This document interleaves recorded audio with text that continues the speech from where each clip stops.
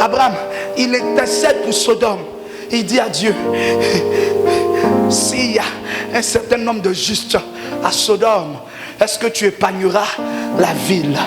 Ça veut dire que s'il y a des justes dans une famille, ta famille ne mourra pas.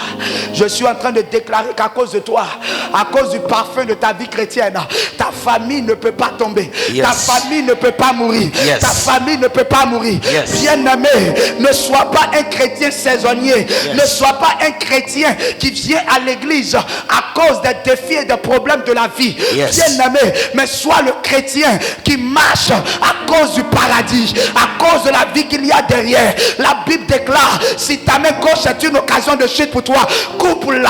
Bien-aimé, la véritable chrétienté est celle-là où dans mon portable on fouille, on ne trouve pas des chansons de DJ. La véritable chrétienté est celle-là où le 31 décembre on ne me trouve pas dans des bars, on ne me trouve pas dans des maquis, où mon corps est le temple de Dieu.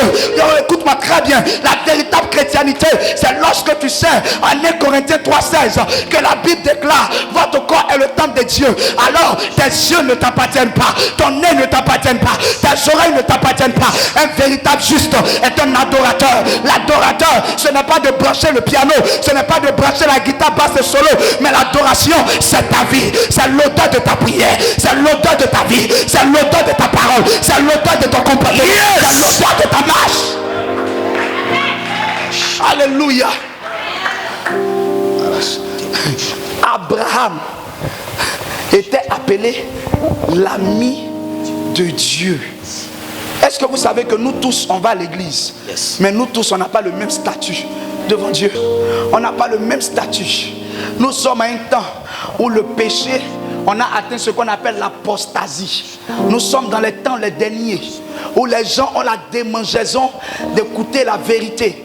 Et écoutez, vous allez dans une église où on vous prêche la vérité, le gars fera un seul dimanche. Il va chercher une autre église où on va lui parler du brisement des liens, on va lui parler du renversement des autels. Bien aimé, ces choses existent, mais écoute-moi très bien, une histoire me fait réfléchir. Cette histoire est l'histoire des 7 fils de Séva. Séva est un sacrificateur. Ces 7 fils avaient l'habitude de voir des délivrances.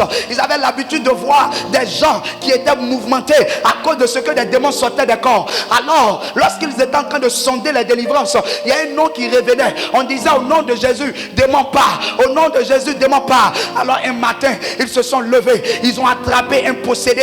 Ils ont regardé le possédé. Ils ont dit, toi démon part. Le démon ce jour-là n'a pas obéi. Le démon les a regardés. Le démon dit, je connais Jésus. Je connais Paul.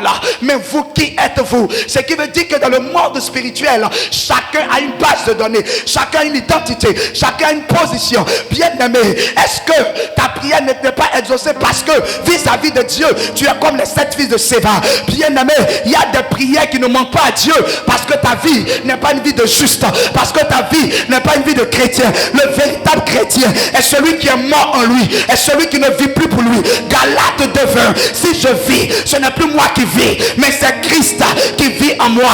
Mesdames et messieurs, le temps est arrivé où chacun de nous doit quitter le monde. Chacun de nous soit se déconnecter du monde.